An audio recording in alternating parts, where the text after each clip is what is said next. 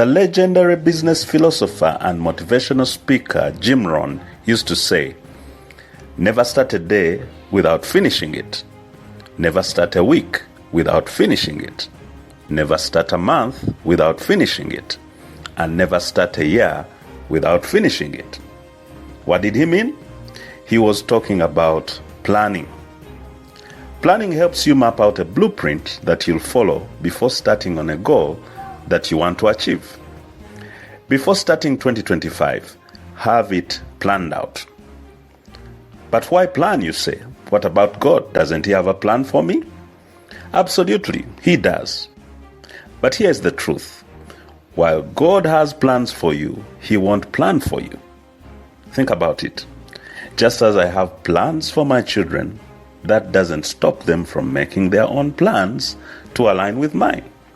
In fact, their planning is part of how they engage with my vision for them. Planning does not control outcomes.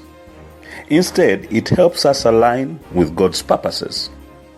When you understand God's purpose for your life, planning becomes a natural response. You intentionally map out your steps to fit within his divine blueprint. For example, I know that God would like me to reach out to more people through social media with my teaching gift. That is his plan for me. My response is to study and write and record and animate videos and upload them on YouTube or TikTok so that I may align with God's plan for me. Won't things change after I plan? Yes, they will. But having a plan equips you to navigate those changes better than if you didn't have one at all. A plan gives you clarity, direction, and flexibility to adjust when life throws surprises your way. Even Jesus emphasized the importance of planning. He said that anyone intending to build a house must first sit down and calculate the cost. Why? Because success hinges on preparation. And since we are made in God's image, it's only fitting that we follow his example. After all, God himself makes plans. Solomon put it plainly, good planning and hard work lead to prosperity. That's Proverbs 21 verse 5. We see this truth in action with Nehemiah. He planned every detail for rebuilding Jerusalem's walls, and because of his careful preparation, the work, which was God's will, was successfully completed. So, why plan? Because planning isn't just practical, it's biblical. It's how we take responsibility for our part while trusting God to do his. Even when plans change, they serve as a compass, keeping us aligned with God's purpose and helping us navigate life with confidence. So after understanding that it is God's will for us to plan, how then do we go ahead to plan? First of all, begin with who you are and why you are here. That is your identity and your purpose. Have you discovered who you are? Remember, you don't decide who you are, you only discover it. God created you for a purpose and put you on earth to accomplish it. When God saw your purpose, he then made a fitting product, that is you, to accomplish that purpose. It means that God has equipped you uniquely, given you unique gifts and a unique personality blend to be able to accomplish that purpose. It is important that you periodically do a survey of yourself, get to know your temperament and what you're good at. To discover your identity and purpose, ask yourself and God questions like, why am I here? What was I created to do? What things give me fulfillment? What am I good at? What can I do and feel it's okay for me to die now? Asking these questions in prayer and meditation sets you on the path to discovering your God-given identity and purpose. Jeremiah is the longest book in the Bible, filled with prophecies about the fate of Judah and the surrounding nations. But before Jeremiah gives us any of his prophecies, he lets us know who he is and what he is called to do by God. He says in Jeremiah chapter 1, verse 4 to 6, "The word of the Lord came to me, saying, Before I formed you in the womb, I knew you. Before you were born, I set you apart. I appointed you as a prophet to the nations. Alas, sovereign Lord, I said, I do not know how to speak. I am too young." This is where Jeremiah's serious, uncompromising prophecies come from. This is where the hard life of persecution of Jeremiah finds meaning. It was from his identity. He was set apart even before he was fashioned in his mother's womb. He was called by God as a prophet to the nations that were rebellious to God. When Jeremiah gets to hear about this, he's shocked. Why? Because he has a false identity of himself. He sees himself based on his limitations. He says, "I am too young and I cannot speak." It happens to many of us. We tend to determine our identity from what we think and what people say about us. True identity is discovered from the one who made you, God. He knows what he made, and he's the one who can describe it best. That is why prayer and hearing from God are very key in discovering who you are. Define yourself the way God defines you. Secondly, Jeremiah discovered his purpose. That is what he was called to do.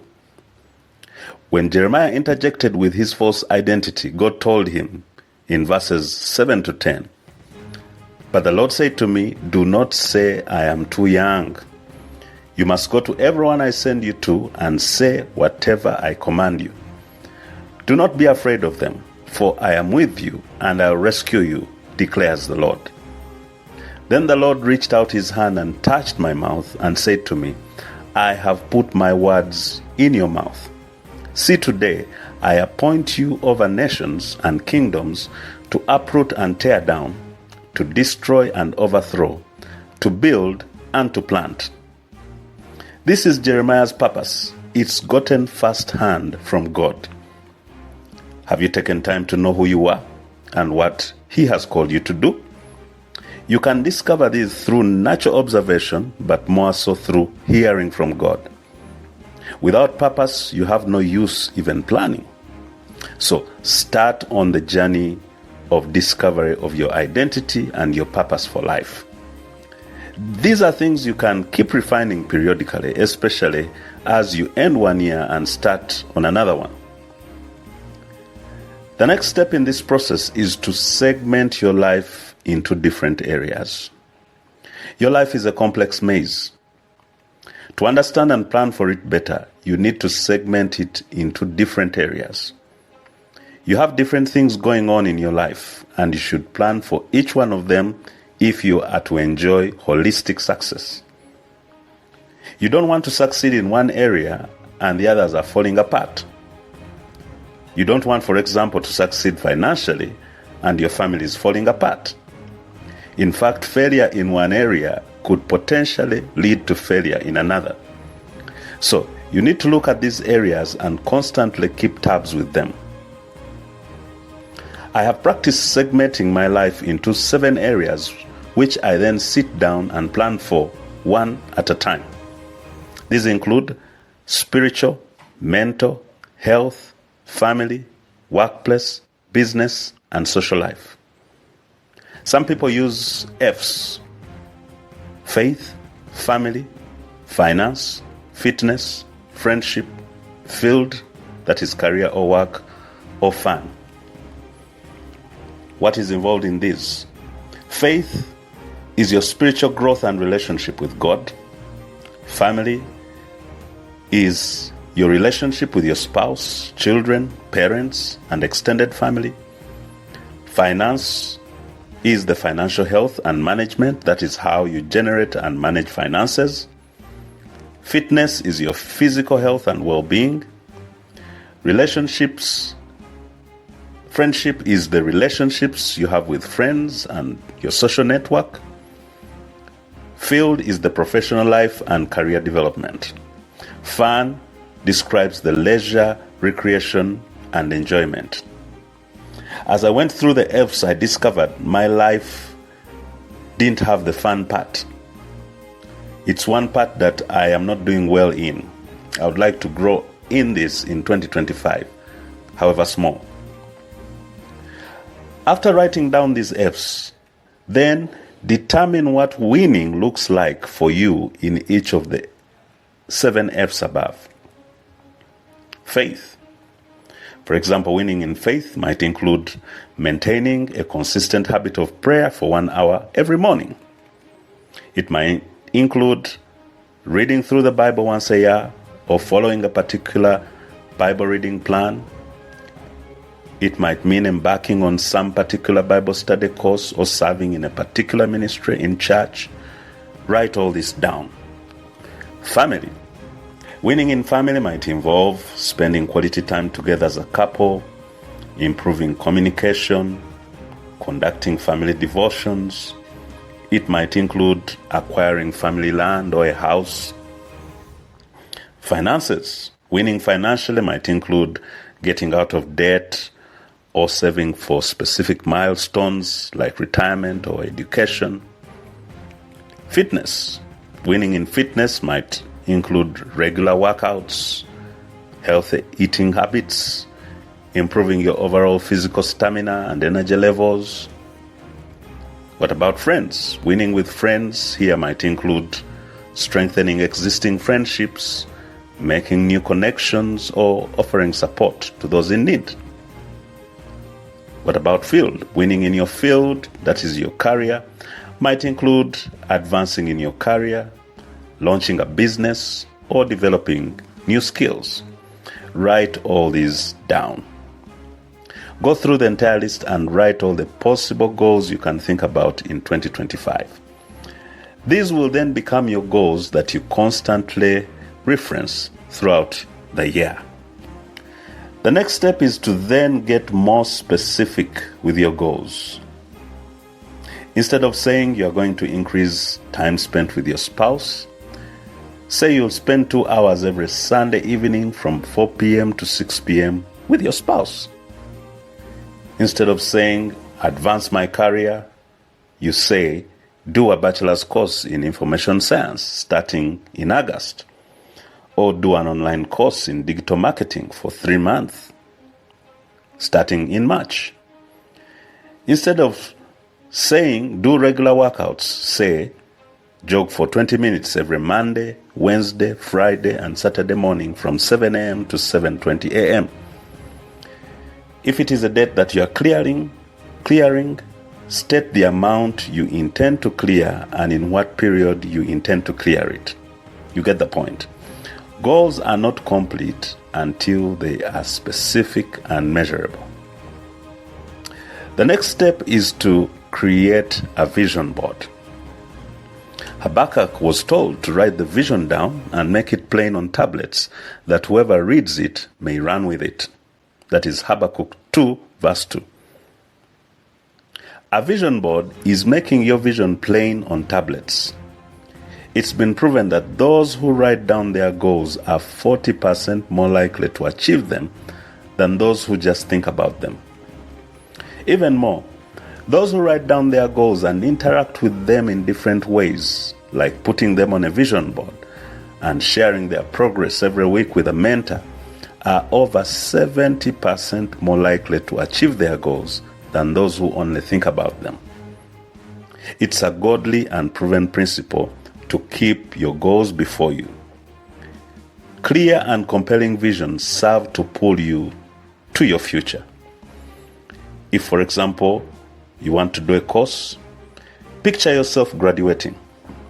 If you want to give a certain amount of money to church, get a picture of someone on the internet giving out a dummy check to someone and cut off their heads and put your head and your pastor's head. If you want to have a certain body weight, get a picture on the internet of someone with the body weight you want and cut their head off and put yours. Against each picture, write your goal as though you have already achieved it. For example, against the picture of your new body weight, write, I weigh 70 kilograms. Or, I give 10 million to church. and so on. Pin all these pictures up in a place that you frequently look at, for example, above your dressing mirror, against your wardrobe, or on your refrigerator, or take a picture of your board and set it as a screensaver on your laptop or your phone. The next thing to do is to write down action steps you are going to take to fulfill your goals. This is something you do on a daily, weekly, monthly, and quarterly basis. You review, rewrite, and refine your goals, pray about them. That means interacting with them in different ways and figuring out what steps you need to take to achieve your goals. With this systematic approach, you'll have a comprehensive, actionable, and winning plan for the new year. Happy New Year. Happy 2025.